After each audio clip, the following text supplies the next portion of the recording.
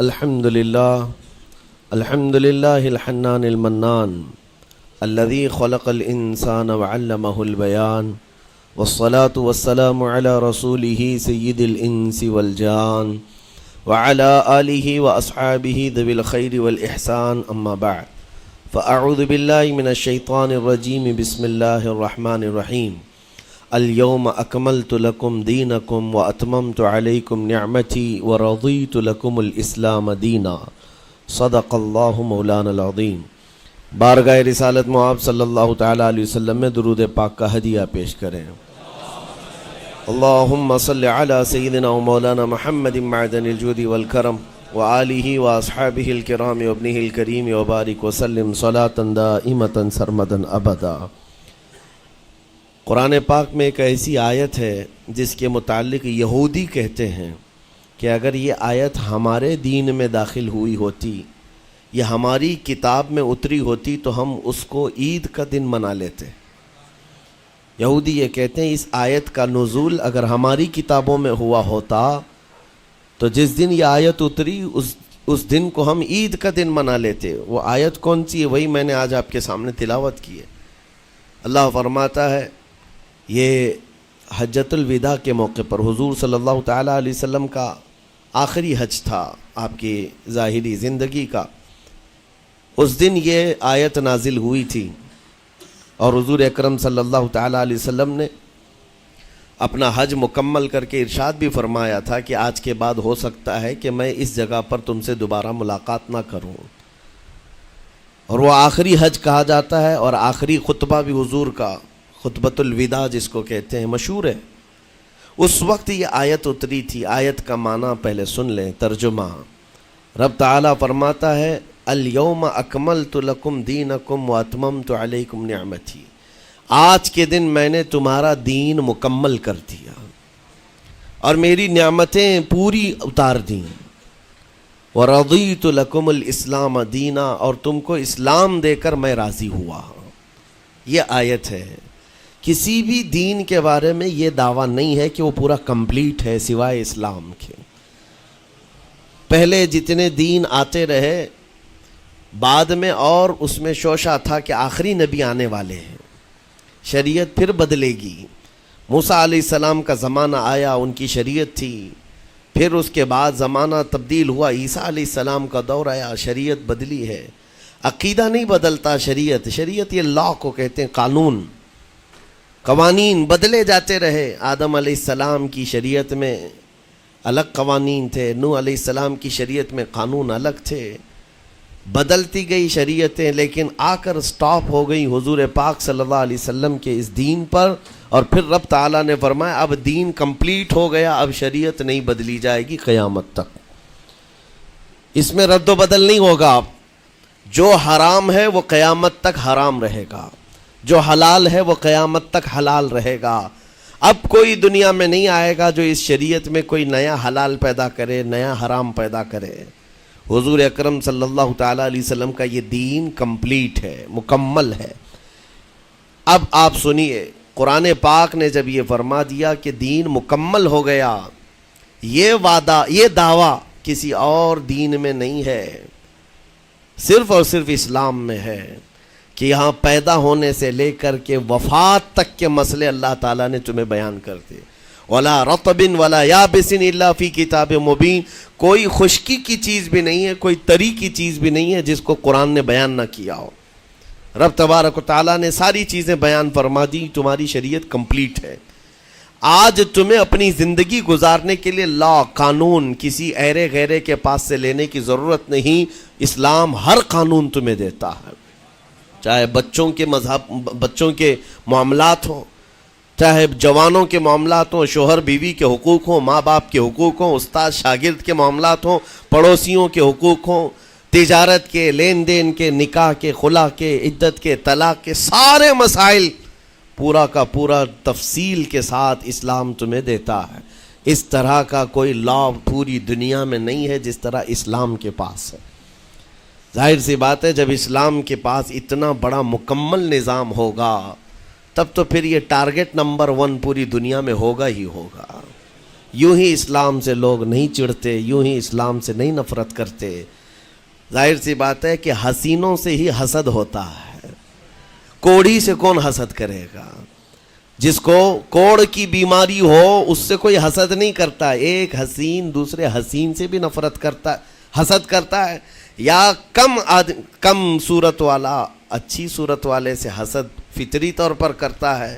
اسی لیے محاورہ کہا گیا ہے کہ حسینوں سے حسد ہوتا ہے، تو اسلام میں جو حسن ہے تو جتنے جلنے والے ہیں اتنے زیادہ حسد کرنے والے پیدا ہوتے ہی رہیں گے۔ اب آپ کے لیے یہ فخر کی بات ہے کہ دنیا جسے ٹارگٹ نمبر 1 کہتی ہے، جس سے چڑھتی ہے اور جلتی ہے، الحمدللہ رب تبارک و تعالیٰ نے وہ دین ہمیں عطا فرمایا۔ وہ اس لیے نہیں ہے کہ لوگوں کے چڑھنے کی وجہ سے میں فخر کر رہا ہوں، اس لیے کہ میرے دین کے علاوہ کوئی دین ایسا نہیں جو یہ دعویٰ کر سکے کہ ہم کمپلیٹ لا رکھتے ہیں، صرف اور صرف اسلام کے پاس ہے۔ میں یہاں کھڑے ہو کر کے یہ صرف الفاظ کی پھیکم پھاک نہیں کر رہا ہوں، چیلنج ہے یہ۔ پوری دنیا کے کسی بھی ریلیجن کے پاس وہ سارے مسائل نہیں مل پائیں گے جو دین اسلام کے پاس موجود ہیں۔ دین اسلام کے لیے اگر آپ کو میں بتا دوں کہ اس کا جو فقہ کا نظام ہے، مسئلے مسائل، جس کو اگر آپ پڑھنے کی کوشش بھی کریں زندگیاں بیت جائیں، صرف اور صرف ایک چیپٹر پر کتابیں لکھی ہوئی ہیں، صرف نکاح کے مسئلے کتابیں پوری ہیں، صرف طلاق کے مسئلے پوری کتابیں موجود ہیں۔ اتنا وستار کے ساتھ، اتنا تفصیل کے ساتھ کوئی دین نہیں پیش کرتا، صرف اور صرف اسلام ہے۔ یہ باتیں میں آپ کے سامنے کیوں رکھ رہا ہوں میرے عزیز ہو؟ تاکہ تمہیں یہ احساس ہو کہ اللہ نے کون سی نعمت تمہیں دی ہے۔ اسی آیت میں رب تعالیٰ فرماتا ہے وَأَتْمَمْتُ عَلَيْكُمْ نِعْمَتِي، میں نے اپنی پوری نعمت تمہیں دے دیا ہے، پوری نعمت تمہیں دے دیا ہے۔ احساس کرو کہ اسلام سے بڑھ کر نعمت کیا ملتی تمہیں، اسلام سے بڑھ کر کے کیا نعمت ہے، جس میں رب تبارک و تعالیٰ نے تمہیں اخلاق و کردار دیے ہیں، تعلیم کے لیے سارے۔ آپ کو ابھی اس زمانے میں پروپیگنڈے کے شکار ہو گئے کہ ہم جاہل قوم سے وابستہ ہیں، ہمارے ہاں جہالت زیادہ ہے، ہمارے ہاں بد کرداری زیادہ ہے۔ یہ عوام کو دیکھ کر کے لوگوں نے پروپیگنڈا بنایا، ورنہ تو ان کی حالت یہ تھی 18ویں صدی تک یورپ والوں کو روڈ بنانے کا طریقہ بھی نہیں معلوم تھا، اسلام نے سکھایا ہے۔ ان کو پارلیمنٹ میں بیٹھنے کا قانون نہیں معلوم تھا، اسلام نے قانون عطا کیے ہیں۔ ان کو عدالت چلانے کے معاملے معلوم نہیں تھے، اسلام نے پوری کتابیں پیش کی ہیں۔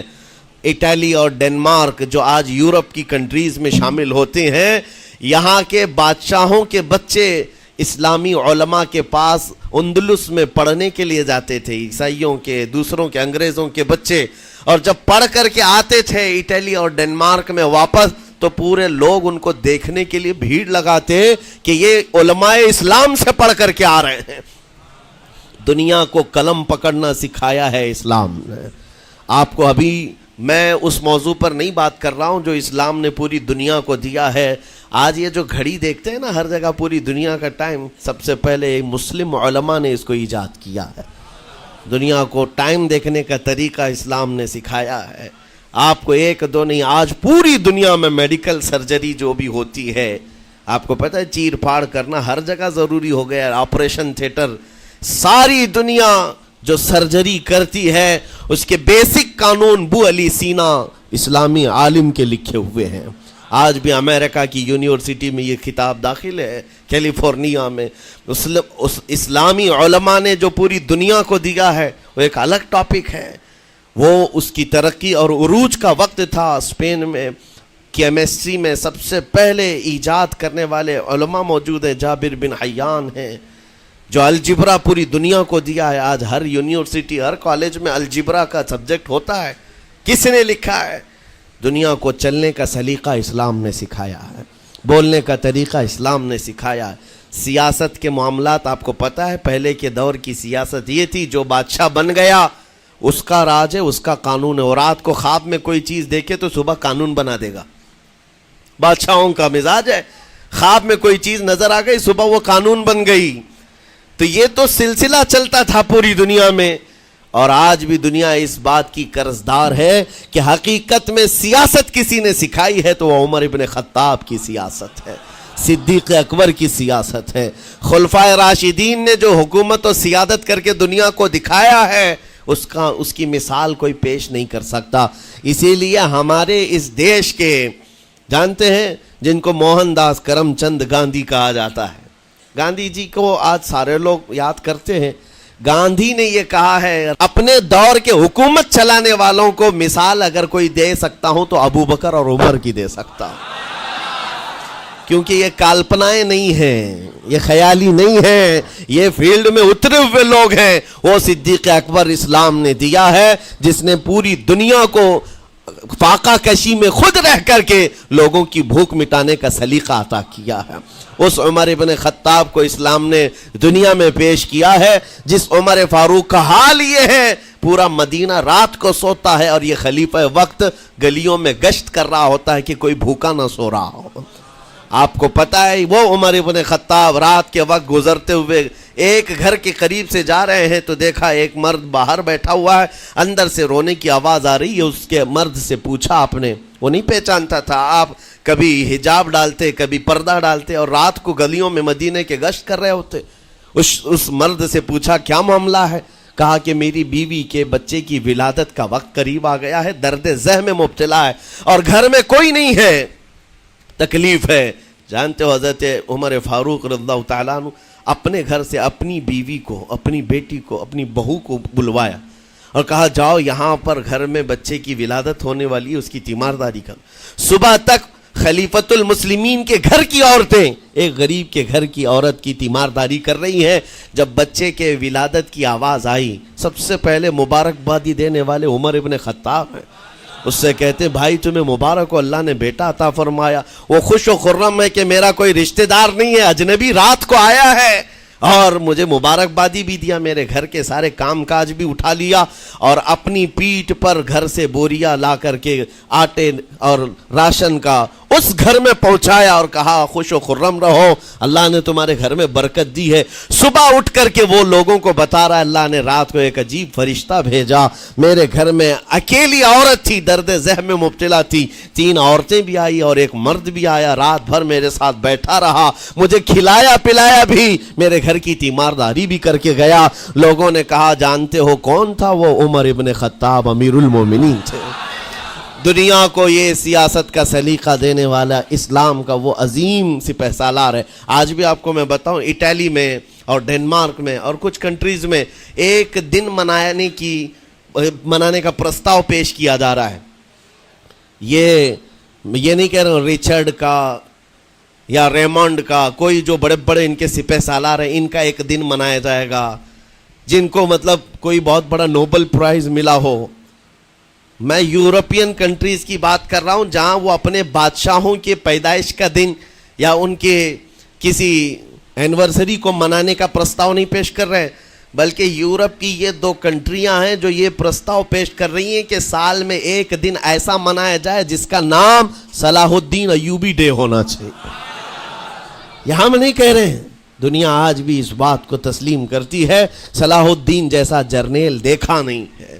عزیزان گرامی وقار، یہ چند مثالیں میں آپ کے سامنے رکھا اور اس کے بعد پھر میں تمہیں جھنجھوڑ کر پوچھتا ہوں، اپنے دل پر ہاتھ رکھ کر کے بتاؤ اسلام سے اچھا کوئی راستہ ہے؟ قرآن یہی کہتا ہے وَمَن يَبْتَغِ غَيْرَ الْإِسْلَامِ دِينًا فَلَن يُقْبَلَ مِنْهُ، جو اسلام کے علاوہ دوسرا راستہ لے کر کے آئے گا قیامت کے دن اس کا کوئی قبول نہیں کیا جائے گا، نہیں قبول کیا جائے گا، بلکہ وہ سب سے بڑے گھاٹے میں ہوگا، آخرت کے دن خسارہ اٹھانے والوں میں ہوگا۔ آج تمہارے پاس وہ عقل سلیم اللہ تعالیٰ نے دیا جس کو تھوڑی بہت شدھ بدھ ہونا، عقل کا استعمال کرتا ہو، وہ بھی اسلام کے متعلق سوچے گا کہ میرے دین میں اتنی اچھائیاں ہیں، آج تک رب تعالیٰ نے مجھے یہ پیشانی کسی کے سامنے جھکنے نہیں دیا۔ کہیں جھکاتے ہو؟ ارے کھانا کھاتے ہیں، کھانا تو روزانہ ضروری ہے، اور رزق کے معاملے میں تو لوگ ایسے دنیا کہتی ہے پیٹ پوجا، ہم پیٹ پوجا نہیں کہتے۔ کھانے کے لیے بعض لوگ کہتے ہیں نا پہلے پیٹ پوجا ہو جائے، پوجا کا لفظ ہی ہم استعمال نہیں کرتے۔ کھانا برتن میں رکھا ہوا ہے، آپ کے گھر میں کھانا لا کر کے دیا جاتا ہے تو کیا آپ سر جھکا کر چاٹ کے کھاتے ہیں یا لقمے اٹھا کر ہاتھ سے کھاتے ہیں؟ ہاتھ سے کھاتے ہیں۔ باقی جانوروں کو دیکھو، بکری کھاتی ہے منہ جھکا کر کھاتی ہے، بیل بھینس وغیرہ سب سر جھکا کر کے کھاتے ہیں، رزق کو چاٹ کے کھاتے ہیں، ان کا سر جھک جاتا ہے. لیکن تمہارے سر کو رب نے اتنا محترم رکھا کہ روز جو تمہیں رزق کی ضرورت ہے اس کے سامنے بھی مت جھکاؤ. سر جھکانا ہے تو رزق کے سامنے نہیں، رزاق کے سامنے جھکایا جائے. تمہاری پیشانی کو محترم رکھا گیا ہے کہ تم جھکو گے تو کس کے سامنے؟ صرف رزاق جو ہمارا پالنہار حقیقی ہے. اور حد تو یہ ہے میرے عزیزو، یہ دنیا کی واحد قوم ہے، یہ واحد مذہب ایسا ہے، یہودی ہوں، عیسائی ہوں، ہندو ہوں، کوئی بھی ریلیجن آپ لے کر کے آئیں، جس کو وہ بہت زیادہ مانتے ہیں یا جس کو گاڈ کہتے ہیں یا جس کو بھگوان کہتے ہیں، ان کی صورت بھی ہوگی، مورت بھی ہوگی، اور سامنے دیکھتے ہیں اور جھکتے ہیں، عبادت کرتے ہیں. لیکن تنہا مسلمان ایسے ہیں، کروڑوں مسجدیں ہوں گی، کہیں خدا کی کوئی تصویر دیکھا ہے؟ کہیں مسجدوں میں خدا کا کوئی مورت یا صورت بنائی ہوئی دیکھا ہے؟ نہیں ہے. یہ واحد قوم ہے جو بن دیکھے مولا کی بارگاہ میں سجدے میں جھک جاتی ہے. صرف بات اتنی ہے کہ ان کو یہ کہنا پڑے گا، اگر میں کہوں میرے نام پر آ جاؤ جھک جاؤ، نہیں، کوئی نہیں جھکائے گا. ہاں، یہ کہنا پڑے گا امام کو بھی، اللہ اکبر، اللہ سب سے بڑا ہے. پھر کوئی پیچھے کھڑا ہوا یہ نہیں پوچھتا کہ کس نے کہا، کون پکار رہا ہے، پیشانی لے جا کر زمین پر لگا دیتے. کیوں؟ ہماری پیشانی خالص اللہ کے لیے ہے. میرے عزیزو، یہ وہ پرائیورٹیز ہیں اور یہ اسپیشلٹی ہے آپ کے اس کمیونٹی کی، جس کو مجھے آپ کے سامنے رکھنا ہے.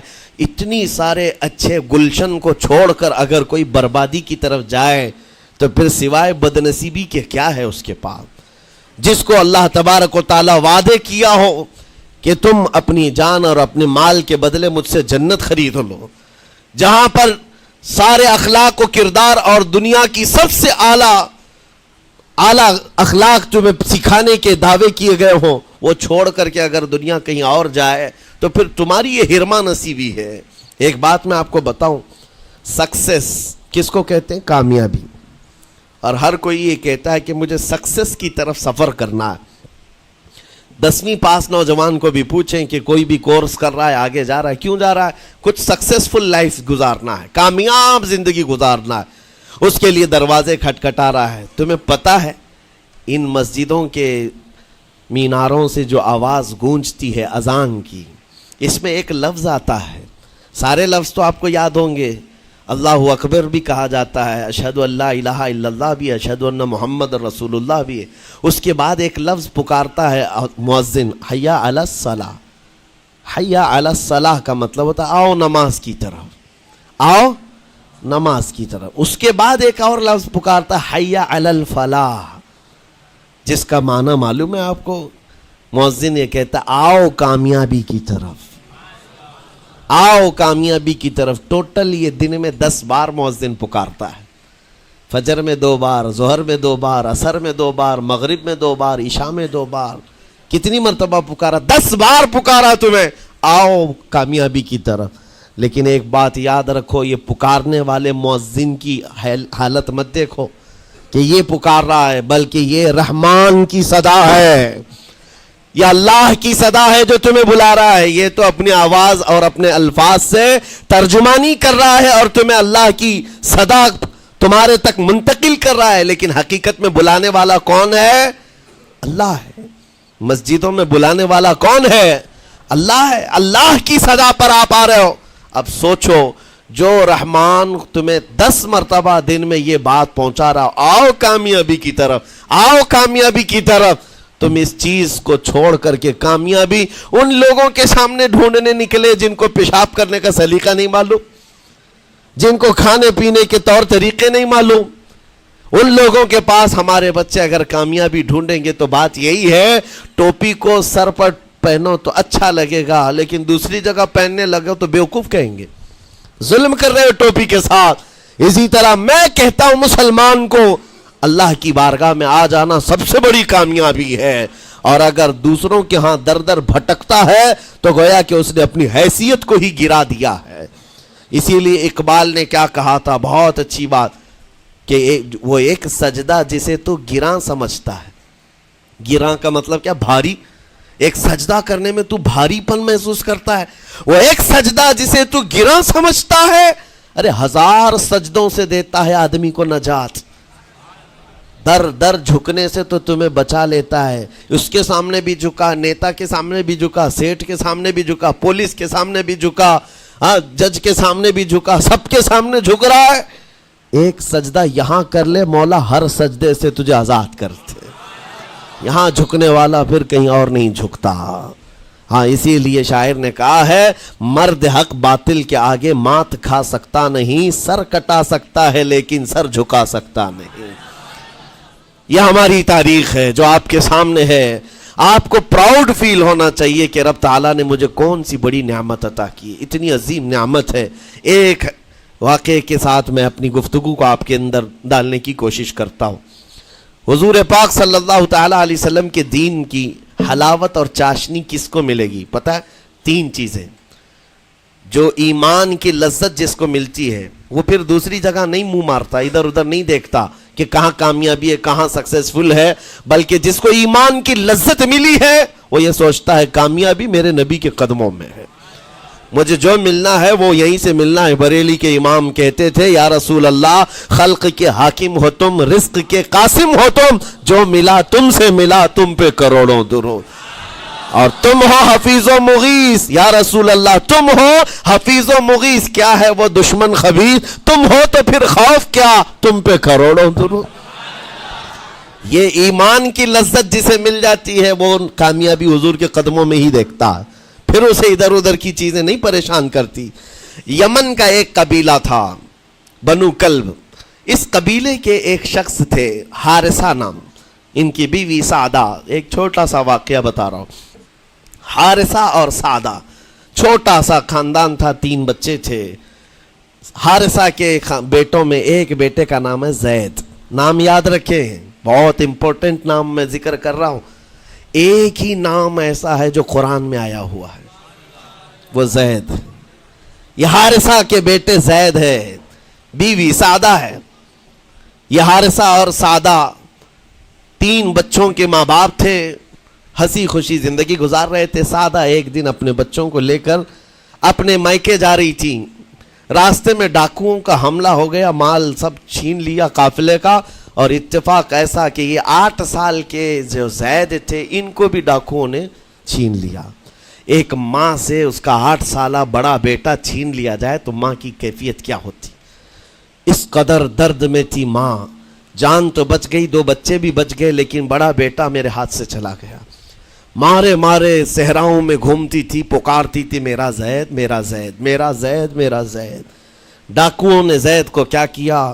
عکاظ کا ایک میلہ لگتا تھا، اس وقت یہ غلامی کا دور تھا، لوگ انسانوں کو پکڑتے اور بیچ دیتے تھے، وہاں لا کر کے انہوں نے زید کو بیچ دیا، غلام کی حیثیت سے بیچ دیا۔ آگے میں بتاتا ہوں۔ یہاں سعدہ کا حال بے حال تھا، واپس گھر آئی تو باپ اپنے شوہر سے کہا، اور شوہر کا حال تو ایسا تھا کہ وہ زید کو اپنے آنکھوں کا نور، اپنے آنکھوں کا سرور سمجھتا، اور اس قدر پیار و محبت والا باپ مارے مارے گھومتا رہا گلیوں میں، اور ان کا لکھا ہوا ایک اشعار کا منظوم ترانہ ہے جو اپنے بیٹے کی جدائی میں لکھا۔ اپنے تو اپنے دشمن بھی وہ ترانہ سنتے تو رو پڑتے تھے۔ ایک باپ کا درد اپنے بیٹے کی جدائی میں، بہت روتے تھے، بہت۔ ماں بھی دن رات روتی، باپ بھی پہاڑوں پر چڑھ جاتے اور وہاں سے صدا لگاتے، اے آسمان اگر تو نے زید کو دیکھا ہے تو میرے حوالے کر دے، زمین کے چپے کہیں اگر زید میرا زندہ ہے تو مجھے وہاں تک لے چل۔ یہ اشعار میں گنگناتے تھے، روتے تھے۔ اور زید کا کیا ہوا؟ عکاظ کے میلے میں بیچ دیا گیا۔ خریدا کون؟ حکیم بن حزام، جو حضرت خدیجہ رضی اللہ تعالیٰ عنہ کے بھائی لگتے تھے۔ یہ لے کر کے آئے، اور حضرت خدیجہ رضی اللہ تعالیٰ عنہ اس وقت مکہ میں اور حضور پاک صلی اللہ علیہ وسلم کے نکاح میں ہے، تو حضرت خدیجہ کے پاس یہ زید آ گیا، بھائی نے گفٹ کے طور پر دے دیا۔ حضرت خدیجہ کے گھر میں یہ زید جب آئے، اس وقت ان کی عمر یعنی 10-12 سال کے آس پاس رہی ہوگی، اور یہ ایسا لڑکا جو چھوٹی سی عمر کا، ادب اتنا تھا، ادب اتنا تھا کہ ہر ایک کا ادب کرتا, بڑے اچھے خاندان سے تعلق رکھنے والا. ہوا کیا, ایک دن آفتاب رسالت, ماہتاب رسالت رسول پاک صلی اللہ علیہ وسلم کی نظر پڑی. دیکھا اخلاق و کردار میں کامل بچہ ہے, اور ایک ہی نظر میں بھاگ گیا. پوچھا حضرت خدیجہ سے, کہا کہ یہ غلام ہے, عکاظ کے میلے میں بیچا گیا ہے. حضور نے فرمایا یہ میرے حوالے کر دو, میرے حوالے کر دو. حضور نے جس کو پسند کر لیا ہو, حضور نے جس پر نگاہ رکھی ہو, اب وہ زید خوشی خوشی حضور کے پاس آئے. نبی پاک صلی اللہ تعالیٰ علیہ وسلم ان کے اخلاق سے بڑے خوش تھے, اور اس کے بعد محبت بھی ایسی دی, ایسی شفقت دی کہ زید کو نہ باپ کی خبر تھی نہ ماں کی خبر تھی. جو کچھ تھا وہ رسول اللہ کے پاس تھا. حضور پاک صلی اللہ تعالیٰ علیہ وسلم کی تربیت میں دن گزرتے گئے, بڑے ہو گئے, یہاں تک کہ 16 سال کی عمر تھی. ایک دن حج کے موسم میں یمن کا بنو کلب خاندان آیا ہوا تھا, اور وہاں حج کے دوران وہ لوگ زید کے باپ حارثہ کے لکھے ہوئے اشعار پڑھ رہے تھے اور لوگوں کو رلا رہے تھے. ایک ہمارے قبیلے میں باپ ہے جو بچھڑے ہوئے بچے کی یاد میں روز روتا ہے, اس کے اشعار تو سنو. لوگ سن کر کے رو رہے تھے, یمن کا کوئی ایسا باپ ہے جو یوسف گم گشتہ کی خبر میں رویا کرتا ہے. یہ لوگوں کی بھیڑ لگی تھی, اسی کے سامنے سے زید کا گزر بھی ہو رہا تھا. بنو کلب کے لوگوں نے زید کو دیکھا, پہچان لیا, یہی تو وہ بچہ ہے جس کی یاد میں اس کا باپ روتا ہے. اور اس کو بلایا اور کہا تیرا نام؟ کہا زید. باپ کا نام حارثہ. کہا یہی تو ہے جس کے غم میں پورے اشعار پڑے جا رہے یمن میں. زید سے کہا تجھے پتہ ہے تیرے باپ کا رو رو کر کے کیا حال ہو گیا؟ تیری ماں صحراؤں میں آواز دیتی ہے, پہاڑوں پر چڑھ جاتی ہے. ایک بچے کے لیے اس کے ماں باپ کی جدائی بتا دینا کتنی بڑی بات تھی. میرے عزیزوں, سالوں کی یہ گم گشتہ خبر پھر سے واپس مل گئی ہے. زید نے کیا کہا کہ اب میرے ماں باپ سے جا کر کہہ دیں کہ رونا دھونا بند کریں, اونٹوں کی طرح ادھر ادھر بھٹکنا بند کریں, انہیں میرا سلام پہنچائیں اور کہیں انہوں نے جہاں مجھے دیکھنا تھا اس سے بہتر جگہ میں ہوں, اس سے بہتر جگہ میں ہوں.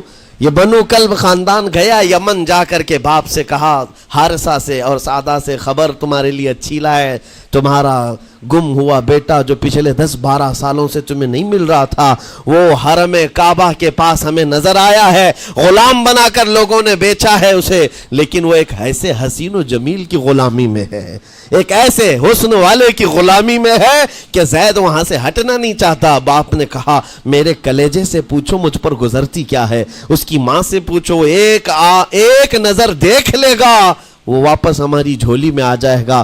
دوڑتے دوڑتے یمن سے گھنٹوں یعنی جو مہینوں کا سفر تھا دنوں میں طے کر کے پہنچے. مکہ آئے, جیسی آئے تو رسول پاک صلی اللہ علیہ وسلم کو ڈھونڈا. حضور پاک مل گئے تو دھاڑے مار مار کر باپ رونے لگا اور کہا کہ اے محمد صلی اللہ علیہ وسلم, ہم نے آپ کے متعلق سنا ہے یتیموں کے والی ہیں, آپ کا دل بہت بڑا ہے, مجھ باپ کے اوپر رحم کیجئے, برسوں سے اپنے بچے کے لیے ترس رہا ہے, میں اور میری بیوی تڑپتے ہیں, صحراؤں میں آواز دیتے ہیں. حضور نے پوچھا ہوا کیا ہے تمہارے ساتھ؟ کہا ہمارا بیٹا گم ہو گیا تھا, برسوں ہو گئے تھے, لیکن سنا ہے وہ یہاں رہتا ہے. حضور نے پوچھا کیا نام ہے اس کا؟ کہا زید اس کا نام ہے, میرا نام حارثہ ہے. حضور پاک صلی اللہ علیہ وسلم کے محبوب زید کے بارے میں پوچھ لیا. حضور جس سے خود محبت کرتے ہو, حضور جس سے محبت کرتے ہو, باپ نے پوچھ لیا. حضور نے فرمایا کہ ٹھیک ہے, میں ایک باپ کے کلیجے سے اس کے بیٹے کو الگ نہیں کر سکتا, ماں سے اس کے بیٹے کو جدا نہیں کر سکتا, لیکن بات اتنی ہے کہ زید کو بلایا جائے, فیصلہ اس کے ہاتھ میں ہے, فیصلہ اس کے ہاتھ میں ہے. میں زید کو بلاتا ہوں. غلام تھے اس وقت, حضرت زید کو بلایا گیا اور اس وقت بھری جوانی والا زید ہے. جیسی ہی آئے پہلی نظر باپ کو دیکھا, ماں کو دیکھا. ماں باپ تو چیخ پڑے ہمارا زید مل گیا, ہمارا زید مل گیا. لیکن کمال کی بات میں دیکھتا ہوں ایسی دیوانگی پوری دنیا میں نہیں ہے.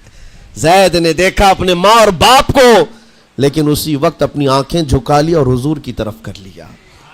کہا نہ, ادھر پہلے حضور پاک صلی اللہ علیہ وسلم کی طرف. حضور نے دیکھا کہ زید ماں باپ کی طرف دیکھ نہیں رہے ہو, جو رو رو کر کے برا حال کر چکے ہو. حضور نے زید سے کہا پہچانتے ہو؟ کہا ہاں حضور یہ میرے باپ ہیں اور یہ میری ماں ہے، یہ میرے چچا ہیں۔ حضور نے فرمایا پھر ملتے کیوں نہیں ہو؟ کہا سرکار اگر اجازت ہو تو ملوں گا، برسوں کا بچھڑا ہوا جوان ہے، آپ اجازت دو تو میں ملوں گا۔ نبی پاک صلی اللہ علیہ وسلم نے فرمایا جاؤ تمہیں اجازت ہے۔ جیسی گئے اس منظر کو جو بیان کیا گیا ہے میرے عزیزوں، ہم پڑھتے ہیں تو آنکھیں بھیگ جاتی ہیں۔ ماں لپٹ کر کے اپنے بچے کو ہر جگہ چوم رہی ہو، باپ سینے سے لگا کر کے دھاڑے مار کر رو رہا ہو، پہلے تو غش کھا کر گر گیا تھا، پھر افاقہ ہوا، یہ دردناک منظر تھا۔ اس کے بعد زید بن حارثہ کو کیوں نہ تکلیف ہو، غم کیوں نہ ہو، ماں باپ بچھڑے ہوئے اتنے سالوں کے بعد دیکھنے کو ملے، دل پر کیا بیت رہی ہوگی۔ میری ماں وہی جو مجھے خشکیوں میں پالا کرتی، تریوں میں پالا کرتی، میرا باپ وہی جو خون پسینے کی کمائی سے مجھے کھلایا تھا، آج آ گیا ہے۔ حضور پاک صلی اللہ علیہ وسلم نے کہا زید یہ جو جذباتی منظر ہے اس کو ختم کر کے اب اعلان کر دو کہ تمہاری ماں آئی ہے تمہیں یمن سے لینے کے لیے، تمہارا باپ آیا ہے، تمہارا چچا آیا ہے تمہیں یمن سے لینے کے لیے، میں نے فیصلہ تمہارے حوالے کر دیا ہے، میں اپنے غلامی سے تم کو آزاد کر دیتا ہوں، تم بغیر کوئی فدیہ لیے ہوئے، بغیر کوئی پیسہ لیے ہوئے، اس وقت اپنے غلام کو کوئی چھوڑتا نہیں تھا، لیکن تمہاری ماں کا درد دیکھا نہیں جا رہا، میں آزاد کر دوں گا بغیر کسی فدیہ کے، تو اپنی ماں اور اپنے باپ کے پاس جا سکتا ہے۔ اتنا حضور کا فرمان، آزاد کر دینا مکہ میں آسان نہیں تھا، بیٹے کو آزاد کیا حضور پاک صلی اللہ علیہ وسلم نے، تب جانتے ہو وہ کمال کا بیٹا ہے زید بن حارثہ۔ اسی وقت اپنی ماں کو دیکھتے ہیں، باپ کو دیکھتے ہیں، چچا کو دیکھتے ہیں، اور اس کے بعد مکہ والے یہ منظر دیکھنے کے لیے جمع تھے، مخاطب ہو کر کے کہتے ہیں اے سارے مکہ والوں گواہ ہو جاؤ میں اپنی زندگی حضور محمد مصطفیٰ کے لیے وقف کر دیا ہے، میں نے محمد عربی صلی اللہ علیہ وسلم کے لیے زندگی وقف کر دی ہے، نہ مجھے یمن جانا ہے، نہ مجھے بنو کلب جانا ہے۔ ماں اور باپ دیکھتے رہ گئے۔ باپ نے پوچھا زید آزاد کیا گیا ہے اور آزادی کی زندگی کو چھوڑ کر تو غلامی کی زندگی کو قبول کر رہا ہے؟ زید بن حارثہ نے اس وقت تاریخی جملہ کہا تھا، کہا بابا آپ نے جتنی شفقت کی ہوگی یا 1000 ماں باپ مل کر اپنے بیٹوں پر جتنی شفقت نہیں کیے ہوں گے اس سے زیادہ شفقت محمد الرسول اللہ نے کیا ہے۔ میں 1000 آزادیوں پر اس ایک غلامی کو، میں 1000 آزادیوں کو قربان کرتا ہوں اس ایک غلامی پر، میرے لیے زندگی بھر یہ غلامی کافی ہے۔ اتنا کہا تھا میرے آقا صلی اللہ علیہ وسلم نے اپنے باہوں کو پھیلا دیا، سینے سے لگایا اور زید بن حارثہ کو لے کر خانہ کعبہ کے پاس آئے۔ میرے عزیزوں ان کا حال بھی ایسا ہے کہ اگر کوئی ٹوٹ کر چاہتا ہے تو یہ نہیں ہے کہ تو چاہ رہا ہے، بلکہ ان کا حال یہ ہے اتنا دیا سرکار نے مجھ کو جتنی میری اوقات نہیں، یہ تو ان کا کرم ہے ورنہ مجھ میں تو ایسی بات نہیں۔ آتا ہے فقیروں پہ انہیں پیار کچھ ایسا، خود بھیک دے اور خود کہے منگتے کا بھلا ہو۔ حضور اکرم صلی اللہ علیہ وسلم زید بن حارثہ کو پکڑتے ہیں، خانہ کعبہ کے پاس لے آتے ہیں، ہجوم جمع تھا، مکہ والے سب کھڑے تھے، تب نبی پاک صلی اللہ علیہ وسلم اعلان کر کے کہتے ہیں اے مکہ والوں سن لو، آج سے زید کو میں نے آزاد کیا ہے، اور صرف آزاد نہیں، آج سے یہ میرا وارث ہے اور میں اس کا وارث ہوں، یہ میرا بیٹا ہے۔ حضور نے تنہا ایک ہی صحابی کے لیے کہا یہ میرا بیٹا ہے، اور اس کے بعد زید بن حارثہ کو لوگ جو مکہ میں پکارتے تھے زید بن محمد کہتے تھے، محمد کا بیٹا زید، رسول پاک صلی اللہ علیہ وسلم کے بیٹا ہونے کا شرف پایا ہے۔ میرے عزیزوں یہ جنہوں نے حضور صلی اللہ تعالی علیہ وسلم کے دربار کا ایک بار مزہ چکھ لیا تو وہ پھر یوں ہی کہتا ہے پھر کے گلی گلی تباہ، ٹھوکریں سب کی کھائی کیوں، دل کو جو عقل دے خدا تیری گلی سے جائے کیوں۔ حضور پاک کی گلی میں جو ایک بار مزہ لے لے وہ پھر دنیا کی ٹھوکریں نہیں کھاتا۔ اسی لیے آج تم سب کے لیے میرے عزیزو ایک ہی فرمان میرے آقا صلی اللہ تعالیٰ علیہ وسلم کا سنا کر رخصت ہوتا ہوں۔ ایمان کی حلاوت اس کو ملتی ہے جو اپنی زندگی میں سب سے زیادہ اللہ اور اس کے رسول سے محبت کرتا ہے، اللہ اس کے رسول سے محبت کرتا ہے۔ اور دوسری چیز یہ بھی ہے کفر میں جانے کو ایسا ناپسند کرتا ہو جیسے آگ میں ہاتھ ڈالنے کو ناپسند کرتا ہے۔